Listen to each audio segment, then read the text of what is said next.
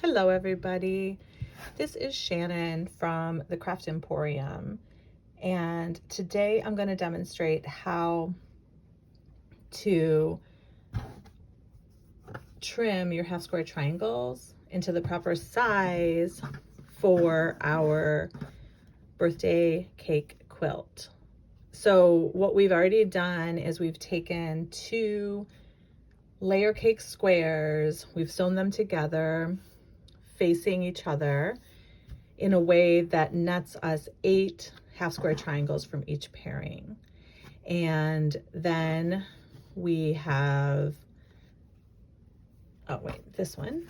Then we have pressed all of our half square triangles, and I recommend pressing to the dark side. For some fabrics, you kind of choose what you're considering your dark side, but if we press them all the same way, it'll help a lot when we put our squares together. And try this technique called seam spinning, spinning the seams. It's really cool, and my aunt taught it to me not too long ago, and now it's like one of my favorite techniques. But in order to get our half square triangle trimmed, we're going to need a ruler that has 1/4 inch markings, and we want the ruler to be at least 4.5 inches.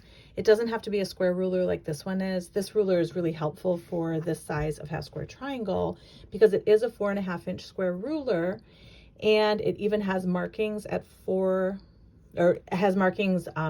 inch on either side. And the final size of these half square triangles are going to be 4.25 inches. So that's really helpful, and I'll show you how later. But you don't need something this kind of exact right sized, but you do want to have 45-degree lines marked across, because we're going to use those on the 45-degree line where our two sides of our half square triangle meet. So the first cut we're going to do, we're going to line up with the seam of our half square triangle. We're going to line up one of the diagonal lines on our ruler. We want to be inside of the fabric on the top and the right sides, but we don't want our ruler to be set so that this is our final size. We don't want to pull it all the way down to here, which is where if we cut it right here, we would have a 4.5 inch square. But we aren't ready to commit just yet. So we want to give ourselves a little more space because we will be committing to our final size on our next cut. So we're going to hold it down. We're going to grab our rotary cutter, and we're going to cut along the right side and then along the top. And then we're going to close our rotary cutter always. So we can pull those scraps away. And then, as you can see, we have nice straight sides on the top and the right. And so next we're going to rotate our square so that now it's going to be the left and the bottom, which were our top and right sides, which are our nice squared off sides, are over here on the left and bottom.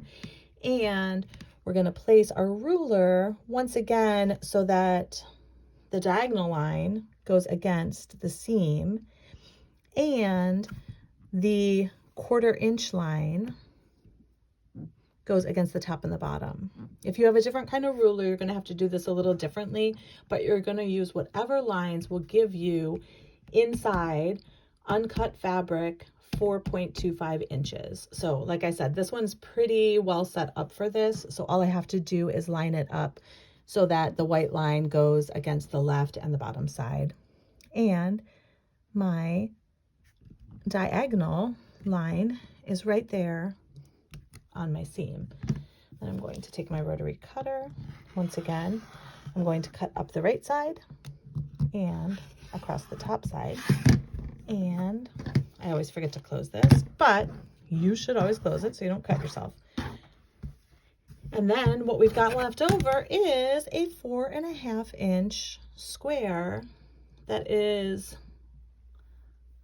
completely centered. Half of the square is one fabric and half is the other.